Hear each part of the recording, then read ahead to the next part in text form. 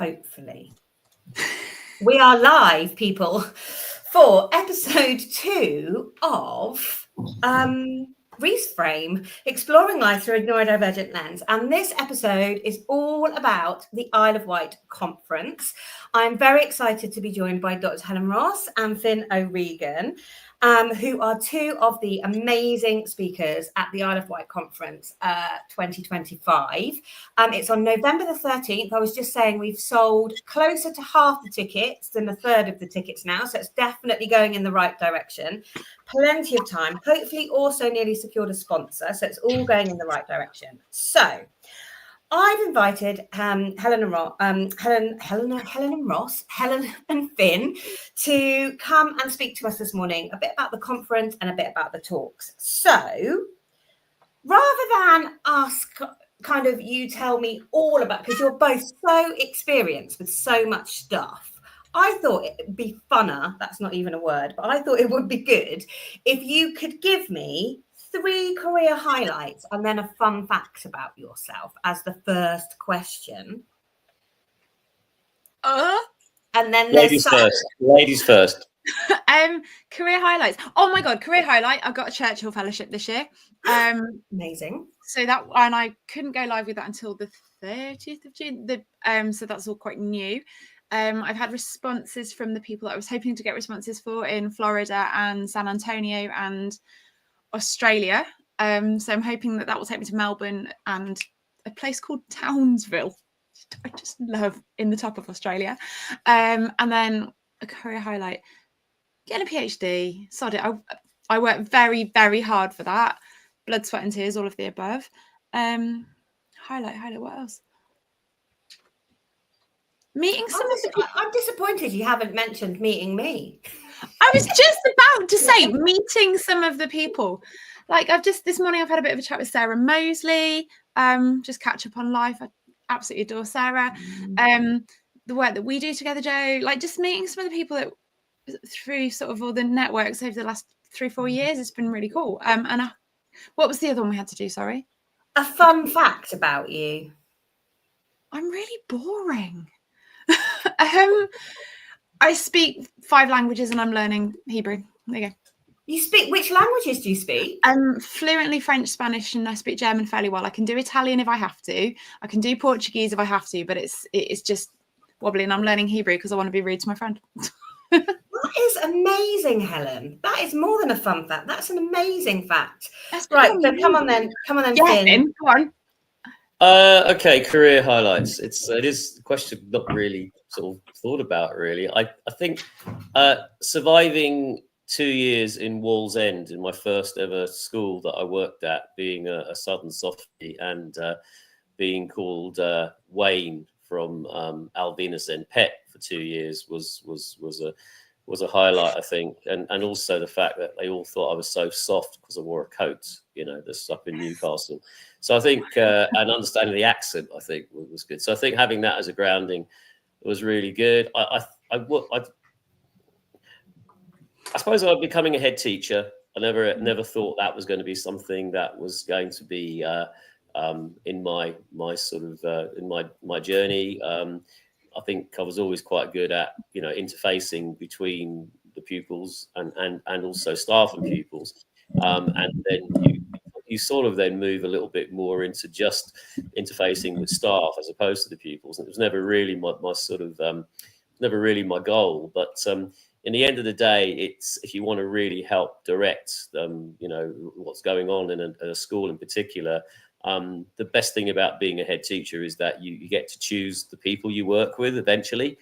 And so in terms of recruitment and retention, I think I was able, therefore, to offer a more sort of consistent, inclusive approach towards what we're trying to do to help and support students who'd had been battered and bruised, really.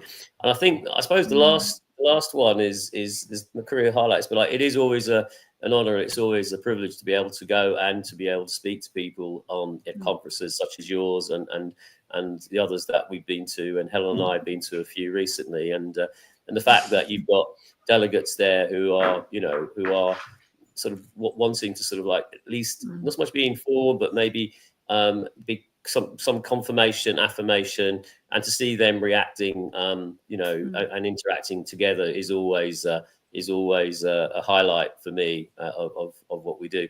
Fun facts. I don't know fun facts. I suppose my main fun fact is that I'm not sure it's a fun fact, but I'm a parent, and we had 3 children under 2 at one point. So trying to manage that, and that's been interesting to watch them develop as well over the years. And in fact, one is just leaving the door right now. So I've got a 28-year-old daughter, and I've got 26-year-old twin boys who are the same age. And that's always been something that's been fun to have, that balance between work and home. Yeah. Thanks. I had 3 under 5, and I thought that was bad enough. 3 under 2. Oh my goodness. You just, as you know, it's you when you're outnumbered, you just have to go with the flow. Really, yeah, I think. Yeah, absolutely. And I have to say, coming back to what you were saying, Helen, I think, joking apart, I think our community that we are kind of like building in terms of professionals is amazing. Actually, it's such a lovely place to hang out with some really, brilliant people that really want to make positive change, isn't it? Oh, goodness. So I'm so delighted to have both of you, and we've got Georgina Durran and we've got Pat Edel joining us on the Isle of Wight. So I think the Isle of Wight need to realise we're very lucky to have these incredible people that, are doing incredible things in the neurodivergent world at the moment. Join us for a day on the Isle of Wight. So my next question is, why is neurodiversity something that you are passionate about? Go on, Finn, you go first. Okay. I think I think not many of us, we go into this area, particularly as a teacher. I was a chemist. I was a chemistry and science and a PE teacher. Really, that's what I was initially. So, and that was secondary. And I taught in Newcastle, as you know, and then I went to I went overseas and taught in Washington DC, which was and I was head of chemistry there. So I came back and I got this job in this small independent special school, international school for students that had terms and issues that I'd never heard of before. I was only going to stay for 3 or 4 months, and I stayed 14 years. And I ended up sort of becoming the head of that school and getting involved in writing books and stuff like that. And I suppose it was because I was interested in the ones who were had different learning journey and a different learning pattern than the ones who were more traditional. And then subsequent from that, I suppose I've been very passionate about trying to prevent the issue of school exclusion. And figures that have come out recently are really, really quite disappointing, as one word putting it. They've gone up massively, both in fixed term exclusions or suspensions and in permanent exclusion. And your main reason for exclusion is not violence, it's not abuse, it's not sort of things. It's this persistent disruptive behaviour, and it's continuously the biggest reason. And when you drill down to what it is, it's low level and it's high maintenance. I get all that, and it's draining and everything else. But it does seem, but there's a lot of connections with that, with unrecognised SEN neurodiversity issues. And I think we're just missing that. So if I've got any kind of voice at all, I'd like to be able to sort of like use that when it comes to highlighting the issue of those individuals whose journeys are different, whose learning styles are different. And for us to sort of try and understand that and work not just with students at the same age, but at a developmental stage. And I think that's really what I'm interested in doing. And as we said before, and it's a thrill to know that there's so many there's still a lot of people who don't get it, but there's a lot of like-minded people out there. And I think it's been a real joy and a privilege to meet so many people like yourselves on the journey we're on. Thanks. That's such a lovely answer. Helen, why are you so passionate about neurodiversity? Well, my family's quite neurospicy. And I've obviously, I'm dyslexic. And this time last year, I found out I'm carrying ADHD as well. And so, but I think the thing that got me was I was 17 in sixth form. Like, I'm a massive geek. My worst grade at GCSE was an A. So I'm clearly not a plonker. Not academically, I'm very, very good. But when it got to A-level maths, I just couldn't read the questions. It was just like, and it was the physicsy bit of maths. So you had to draw free body diagrams. And I liked hitting things. I clearly knew what was going on. But I just felt really stupid during my A-levels. And eventually my mum and my teacher, Mrs. McConaughey, Myton School, 1999, give her all the credit. They put their heads together, sent me off to Great Malvern in the Midlands and got me, poked and prodded for dyslexia. And it kind of explained a lot, but it didn't stop me feeling stupid. And I know rationally there's the kind of rational noggin, and then there's that kind of to your core not feeling enough. So I felt like that all the way through, and I still do. Like, I'm human. And then my first teaching job actually was with a lot of the people from where we were in Leeds the other week. My first teaching job was with some of those people there in Barnsley in the Dearne Valley, and I looked at the kind of ambient engagement with schooling, because the Dearne Valley is quite a complicated area. I'm from Leamington Spa. It is not the Dearne Valley, and there was such a antipathy in some ways around literacy, engaging with kind of education, and a lot of it was because literacy wasn't developed, and also there was so much unmet need just because it's such a complex area. And I was like, no, it's not okay. And you had these edicts coming down from Whitehall at the time, like stage not age, or every child matters, and I'm like, no, that's fluff. So when you read the consultations, it was doctor this, professor that. So I did my PhD with a view that I was going to start shouting at government. I didn't want to be like a proper academic, and I sort of still don't. I've accidentally ended up at Birmingham Uni, and I'm loving it. They're just amazing, but that's not that's not all of what I do. So just because I didn't want people to feel stupid at school, and I wanted to do some things. There is a brain kicking around in here sometimes. I wanted to do something useful with it, where I didn't want people to feel like I felt at school. So that's it, because it's not okay, basically. Yeah. It's really interesting you should bring that up, actually, because I've been with one of my children at the moment. It's that sense of feeling stupid, and it doesn't matter how many times you tell somebody they're not stupid or they're clever or how much success they feel. When you're in a classroom and you can't keep up with everybody else, or you feel like everybody else is getting it quicker than you, it just chips away at your confidence, doesn't it? It's really horrible. Tiring.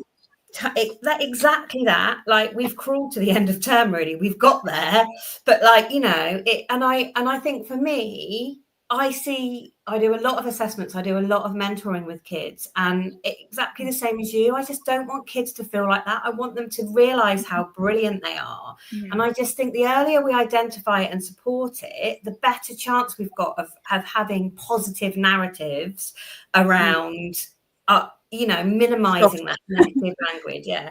So my next question is a bit of a fun one. Have you ever been to the Isle of Wight before? And if so, what is your favorite place to visit? I would just say we were over there some years ago with the three children when they were 8, 9, and 10, and we, 8. They were either 8, 9, or 10. I can't remember. But I can't remember twins, so that wouldn't work. But we'd been to Disneyland, I think, the year before, and the kids were too young for it, and I always remember at the end of we did everything we possibly could have done there, and my mother-in-law, who's spent a fortune on the experience. But we get back anyway, and we asked the kids. They said, "What was the best thing in a holiday?" And Brennan said, one of the kids said, "The dead frog in the car park." One day we're waiting for a coach to take us somewhere. But they still talk about Black Chang Chine, the Isle of Wight. And I think it's partly because it was so different, and it wasn't a lot different from Disneyland. I don't know what it's like now. But it's still the same. It was the freedom of movement I think the kids had, and it felt safe and it felt secure. So they still talk about Black Chang Chine now, as they don't even mention, apart from the frog in the car park, they don't mention Disneyland. So that would be one. But the other one is when the first time I was there, you have that carriage of like an old underground train. That is one carriage that takes you into, I don't know, it takes you down the pier, and then to Sandhurst. So that just made me smile, how I get off the boat and then there's this underground carriage that just I thought that was great. I really liked that. It was like being in Lego, like a Lego train. Yes, it was fun. So anyway, And the people are lovely. And I have done one conference there years ago at the cricket club. So it was a real, some 10, 15 years ago. It's a long time ago. Amazing. And Helen, have you been other than last year? Yeah. Black Gang China is the place that I wasn't allowed to go as a kid. We didn't go. So my dad did a whole load of work at, is it Westland Aerospace that was in East Cowes? Yeah. So we went when I was I must have been like 10. We went for like October half term with the dog, and that was cool. And we stayed in the Albert Cottages at the time. Yeah. So I vaguely remember that. And then we went in the summer after, and we just did not go to Black Gang China, and mum and dad just didn't want to go. So that's the place I've never been. But I think, and then until I took Andy for his 30th, my husband, and we went somewhere for afternoon tea. It was really cool. But the thing that I like the most is the boat ride, because it's calm and it's quiet. And you know me, I'm like all the time. So just last year, just sitting quietly, and there was a little doglet on the ferry. Oh god, it was such a beautiful dog. And just the view, the sea was like glass, or the water was like glass. Good weather, wasn't it? And then I was really early, so I got off the ferry and just went for a little drive. And I just last year, just going for a drive. I ignored the sat nav and just drove around for like half an hour, and it's beautiful. And the thing that always strikes me on the island now about it is you get on the ferry and all the road signs just carry on like the ferry's the road. Like, what? It's ridiculous, but I love it. It's ridiculous and sublime, and I think that's the thing I think is coolest about it. But it's gorgeous. I think sometimes as well, people really underestimate. I think it possibly is going a bit back in time, but I just think it's just a lovely place to bring kids up. I love that there's beaches everywhere. I love the sea. My son spent a year in Australia in Alice Springs, and he just so missed the sea. He said, I miss just being able to look out of my window and see the sea or drive. It's great. We've just actually, Blake Nash is watching us, and Blake is the guy that he's going to do our media again this year. He's going to record our talk. So that's pretty cool. So moving on to talks then, what is the title of your talk, and why do you think people need to hear what you've got to say in your talk? Helen? Okay, so I very efficiently came up with the title for my talk like 11:15, because I realized I thought I'd got one and I hadn't. I think I'm going to go with dysgraphia. What are in brackets we doing with it, and why? Because I think dysgraphia is one of those things that it's not properly operationalized yet, like despite the work like Maria Chivers has done, and like loads of people are trying to like put it on the map. And even with the ICD, so the International Classification of Diseases 11, they nod to writing a specific learning disability in writing. It's an American sort of parlance, so it's phrased differently. So it's nodded to, it's alluded to. In England, it just gets kind of lumped with dyslexia, and they've say lumped, that's very flippant, but it's grouped with dyslexia, and particularly with the Delphi definition, it's still this notion of orthographic processing. So it's not separate. Should it be separate? Yeah, in some ways I do think it should be, but it's something, because it kind of crosses borders. It crosses a lot of borders, that dyslexia sort of doesn't, because it's got these 3 definite things we look at, and orthographic processing as well. There's not the same clear criteria yet for diagnosis, and it's just understanding. And why would families know that? They're not professionals. So it's making that clear and kind of explaining to people where we are with it, I think. And it's interesting. I should have said, so the focus of the conference this year is, so what now? So last year people were like, we've got the diagnosis, but what are we supposed to do in our classroom? So that is the focus of the conference this year, and actually people wanted more on dysgraphia, so it's amazing. So Finn, what are you talking to us about? Yeah, I'd like to concur with what Helen said about dysgraphia, and for that matter, I think dyscalculia that you highlighted last year. I think they need a platform for people to understand, the sort of different nuances and the different support options that are available and can be really useful by just knowing that upstream. So I'm going to go for I used this title before a few times, but it gives me a lot of scope. I'm doing the curious case of ADHD. Obviously, I'm borrowing the curious from a very famous publication, and I think as you said before, there's a lot of understanding now about what are the core symptoms, but there's still a misunderstanding about the term itself. It's not a deficit. It's not a disorder. It's a developmental difference. We need to get that across. What about the hyperfocus? It's not mentioned in any of the designate, any of the stuff you talk about. We need to also understand about what we need to do in terms of the huge overlap with ASD, so much so that we've got this ADHD issue right now. I think we are getting better at that. And something else you alluded to early on, both of you personally, about how, as much as we should also welcome progress that has been made over the years. And for example, when I was first getting involved in this, we were talking of a ratio of boys to girls of 10 to 1. We know that many girls a generation ago were never completely missed, they completely masked, and we're seeing, and it is getting better now, but we still have a lot of work to do there. And in the end of the day, what I want to do is provide some real systems and strategies for support, which means that you don't have to be just that teacher who does it all yourself, that some of your colleagues are going to join the party. And by doing some different things, I always try and talk about mood, movement, motivation. I think everybody wins, so to speak, because you're giving a different approach, which doesn't just help students who might be sort of slightly unconventional how they learn, but I think there's a lot of people who are drifting through anyway, and we can sort of pick them up as well. So that's the idea, and can't wait to get there. It's exciting. Interesting that you mentioned hyperfocus, though, because that was my big clue that I needed an ADHD diagnosis. And I would actually say it's the thing I struggle with most, almost more than inattention, is like the time blindness and just losing myself in things. And that gets lost in the wash, because, as you say, it sounds like it's a real positive, but it's not necessarily a positive, like all these things, and not even, and being impulsive sounds like a negative, where of course it's not. It can also be a positive. So I think we just need to, navigate some of these issues and look at them in context of how they affect individuals, and not be so, oh, that's a negative, that's positive. They're just different ways of learning and nuances. Yeah.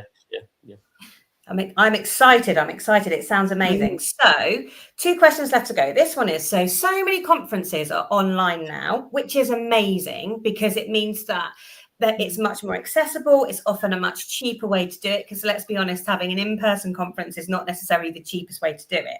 However, I love an in-person, face-to-face conference.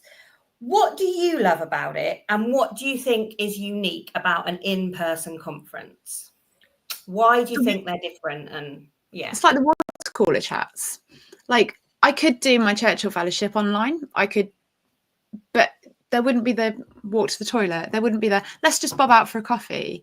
Let's just sit in a calm, contemplative silence. That's not going to happen with me. People might, I don't. And I think you miss the informal stuff, and actually so much important development, so much important just brain farts happen when you have them chats between rooms. And I think that's really important. And sometimes, like, you don't know how well you sometimes chime with people until you can talk about silly stuff. Like, one of my dearest friends I met on LinkedIn 3.5-4 years ago, and we met on LinkedIn, but we actually chimed when we met in person. We've only seen each other physically in person 3 or 4 times. We talk most weeks, we text all the time, because I know I can just be an absolute plonker with him and it's not judged. If we'd only ever met online, we wouldn't have that relationship. And I think so much is to be said about that. Like, you build bridges in a way that you don't purely online, I would say. Yeah, I think for me as well, the thing that I love about an in-person conference, one of the most powerful things last year was the roundtable discussions, where SENCOs and schools got together, and we will be doing that. You're going to be earning your money this year. Like, we will be doing that again. We will be doing that again this year. But I think it's the discussions sometimes that happen between the delegates that are in the room, kind of sharing that practice. For me, that was super powerful last year. Yes. What would you say, Finn? Yeah, I mean, I was thinking about when you were both speaking, I completely agree with Helen. I think it's in live conferences. I think it's is about some of the presentations. It is about, as I said, it's confirming, it's validating, but also I think it's you can spark people a different way. But also, I find that delegates can spark each other, and that is that's the real key thing. And I get sparked by some of the things delegates say in terms of questions or angles or discussions on that. The other thing is, from a personal point of view, I'm trying to practice what I preach with attention deficit. So I always say to people that you shouldn't just you don't deserve people's attention. You got to earn it. And what I try to do is, so because of that, we do play games, we do play activities, and partly it's not just to break it up. It's to say that that there's a different, you can teach or you can lecture or you can present, but also you can interact in a different way. And I think there's a lot more scope to do that if you're doing it live than online. Online is fine, and we all know that for certain sort of topics and things like that, I think it works really well. And you can be really creative, like I know that some of you guys do. But I think, it's a bit like watching a band on television, watching it live. It's much more of an experience when you're seeing it live, or being live. And you get to it's those conversations that you said in the corridors, and I think which are different, and so and I think one thing we have to be doing is, as we're going live, we've got to be making sure that Miss Ross, or Dr. Ross, I should say, in your formal area, gets to go to Shang Shine. So I think we might have to do that. You go there on this trip. So. If it's open, it might not be open in November, but we'll see what we can do. That. Yeah, but it's my birthday in September. Maybe I could do a trip over. Yeah, maybe you could do that. Cool. So what are you then? So other than Black Gang Chine now, what are you most looking forward to about the day? Listening. Helen? Listening to stuff on the ground. One of the things that I was gutted about was when I had to leave my classroom teacher job, because I just couldn't do everything. I was point 4 at Stonehenge School, and it was a really, I loved it. I really enjoyed working at Stonehenge. Some of my colleagues were awesome, and I always said I didn't want to leave the classroom. I wanted to kind of keep a foot in the classroom, but I can't unless I made a clone of me, and nobody needs that. That's a terrifying thought. So it's keeping myself grounded with what people are living in the classroom, because again, I mean, Jo, we're recommending stuff as assessors, and you're like, well, you don't want it to be absolute impossible guff that you're telling people to do. So I think for me, it's that grounding. It's listening to people who are living what I used to live, and I think that's, and also just chatting, isn't it? New people, and chatting, but listening. I love that. And Finn, what are you looking forward to?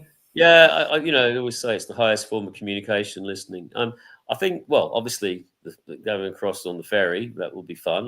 Hasn't always been as smooth as I remember you saying. I think partly, when you go to a place that you haven't been to for many years, like I haven't been there, it is about learning about the different nuances and the community. And I think often when I go to places, I do realise I don't know what I don't know. And I think, as you alluded to, again, it is an island. There will be a slightly different, feel. I mean, I've been to, since then, a couple of times, I've been to the Isle of Sheppey. Now, that's only a bridge. It's in Kent. But there's a very different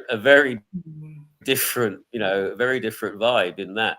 So I don't know what I don't know about the Isle of Wight. So I'm looking to learn about it, really, and find out what some of the nuances and what some of the things you're doing that maybe you haven't transmitted or communicated to us, and maybe some of the things maybe you haven't thought about it quite in the same way, that there might be a different way of looking at it. I think that would be the issue. I mean, last year the delegates were so hungry for it. I mean, bless them, they were queued up outside like before, literally an Oasis concert. Yeah, they truly were. Like, I was just so overwhelmed, and they were really hungry for it. And actually, they've requested a follow-up conference, which is why we're putting it on. I just hope we can sell all the tickets, but we're on the right step for sure. But I think the island it is interesting. It is an interesting dynamic, but I think there's lots of people who are really keen to do the best they can. But one of the issues as an island is that stretch of water. So we're willing, but often it's difficult to get off, which is why I want to bring you to it, because I think, you know, you've got people that will run with the stuff that you say. And I should say, you know, last year, Rob ended up coming back and doing consultancy with the school and doing some island inset training. Louise Selby's come back and done work for the local authority and for individual schools. She's back again doing a TA course in September. Like, so it's sort of letting schools know what's out there. I feel like I'm a facilitator of letting schools know what's out there to sort of inspire them to you know, find what is right for them, because there are nuances, aren't there, between individual schools. So exciting times. Well, thank you so much for your time. You're welcome. Pleasure. And I look forward to seeing you in November. I'm just going to stop the live.